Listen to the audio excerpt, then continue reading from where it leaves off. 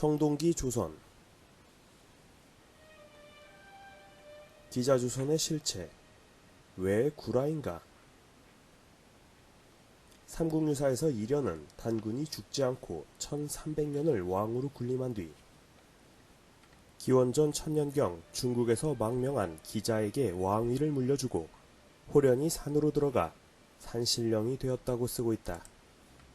그리고 배턴을 이어받은 기자는 중국에서 데리고 온 3000명의 신료들과 함께 선진 문물을 퍼뜨리고 팔조법을 만드는 등 제도를 정비하고 고조선을 업그레이드 시킨다.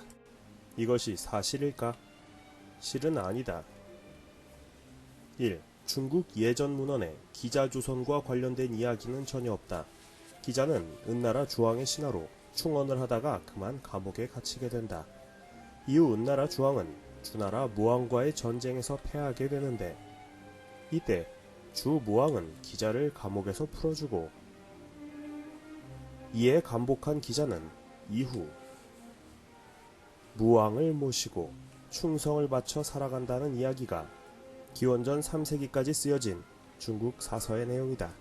그런데 느닷없이 이후 기원전 2세기 상서대전이란 책에 기자가 조선으로 가서 선진 문물과 팔조법 등의 제도를 전파해 주었다는 기록이 갑툭 튀어나오는데 이는 당시 한나라에서 정립되기 시작한 중화주의의 발로로 오랑캐의 문명은 모두 중국인들이 전수해 준 것이라고 날조한 공작에 불과하다. 그런데 기자를 인용한 것은 당시에 유명한 인물이었으니까. 고고학적 증거가 없다. 은주 시대에는 청농기 문화가 굉장히 발전했다. 만약 기자가 정말로 기원전 1000년경 3000여 명을 데리고 한반도로 갔다면 당연히 청동기 문물들을 가져갔을 것 아닌가. 그리고 문화를 전파했다고 하니 그 흔적이 남아있어야 되지 않은가. 그런데 기자가 도착했다는 평양 땅에는 전혀 그런 유물이 없다. 현재 고고학 수준은 상당히 발전했는데도 전혀 발견할 수가 없다. 그렇다면 안 왔다는 말밖에는 되지 않는다. 상황적으로 볼 때 올 수가 없다. 기원전 10세기경 요령성 부근은 개척이 안 된 미지의 땅으로 요하라는 큰 강을 건너 3000여 명의 무리가 한반도로 간다는 것은 상황적으로 볼 때 무리다.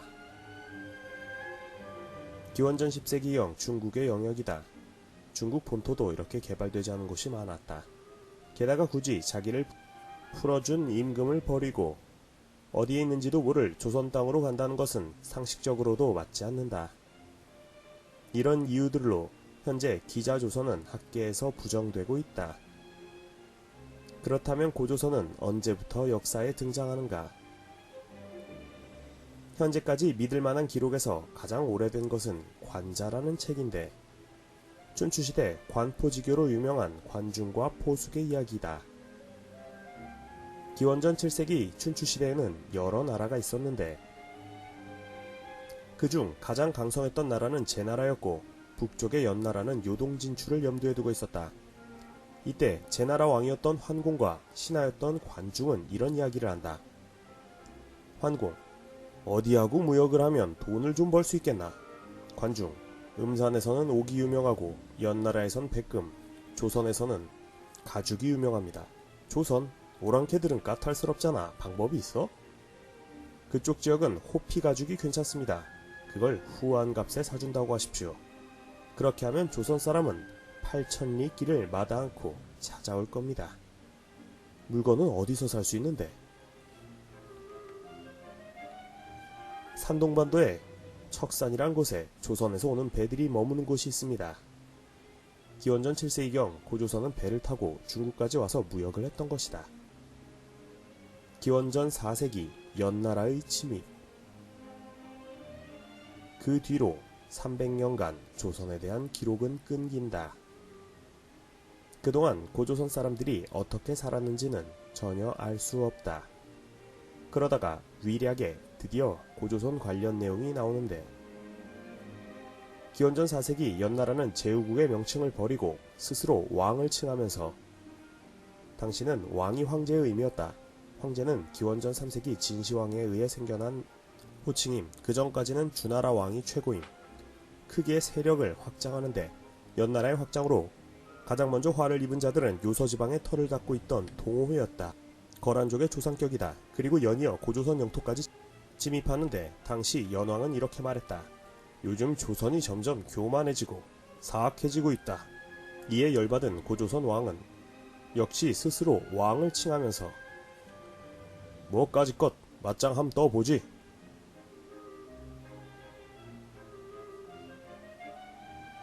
예대부. 헐, 큰일납니다. 그러냐? 그럼 취소. 이러다가 연나라에게 탈탈 털리고 청천강 이남까지 밀려난다. 기록에는 이천이 약 800km 동쪽으로 몰아냈다고 써있다. 상대는 철기로 무장을 했기 때문이다. 다만 중국도 이때 철기가 갓 도입된 시점이라 철기를 어느 정도 많이 사용했을지는 의문이다. 유방이 세운 전한 시대만 해도 청동기 무기가 꾸준히 사용되었다. 기록에 보면 이때 연나라는 오랑캐를 막기 위해 장성을 쌓았는데 당시 장성은 요하 일대까지 다다랐다.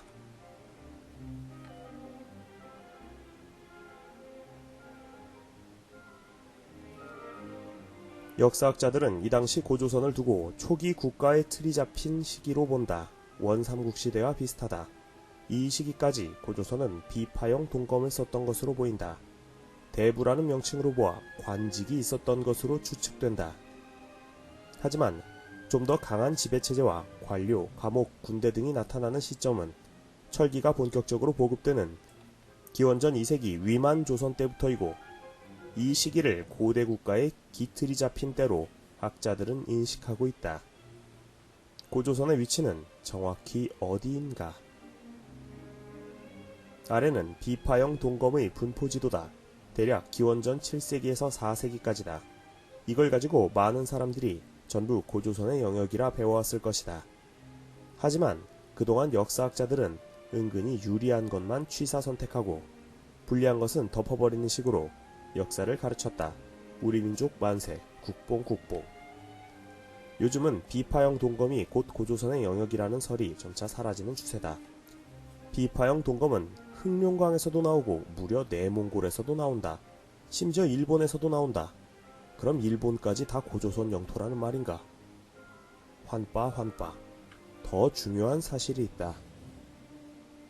비파형 동검이라고는 하지만 요서지방 동검은 손잡이가 달렸다. 손잡이에는 말 그림 등이 있다. 손잡이가 일체형이었다는 소리다.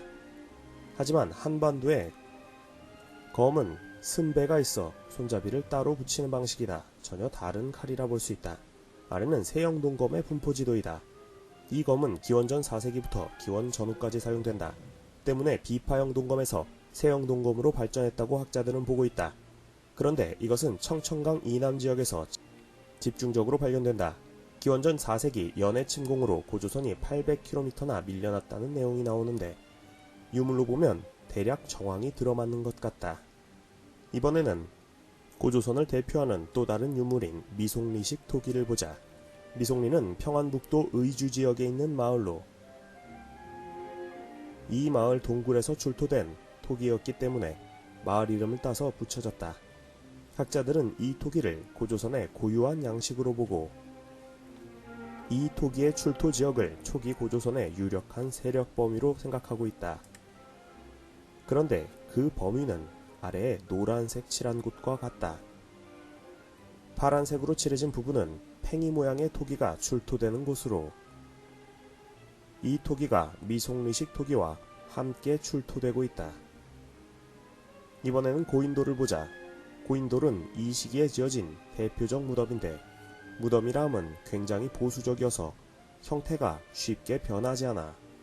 고고학적으로도 무덤의 형태는 문화권을 나눌 때 중요하게 보는 척도이다. 그런데 고조선의 최남단이라 할 수 있는 황해도 지방의 고인돌과 요동지역의 고인돌은 그 양식이 완전히 똑같다.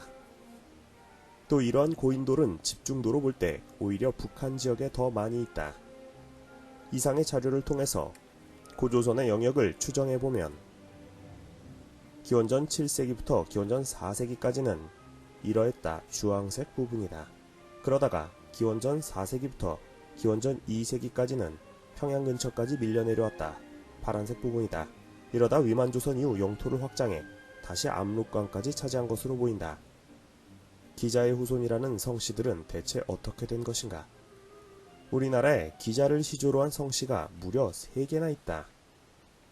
기씨, 한씨, 선우씨가 바로 그들이다.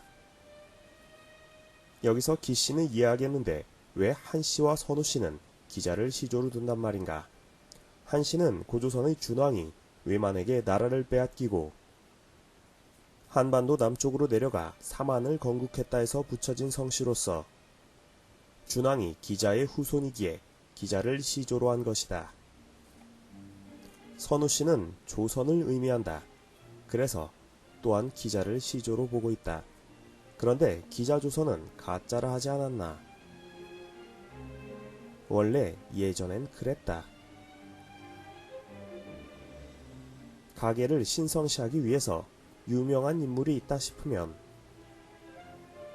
우리 조상이라고 우리 시조라고 그렇게 간주하는 일이 비일비재했던 것이다. 특히 조선시대 기자는 유교를 전해준 사람으로 인식되어 상당히 추앙받던 인물이었다.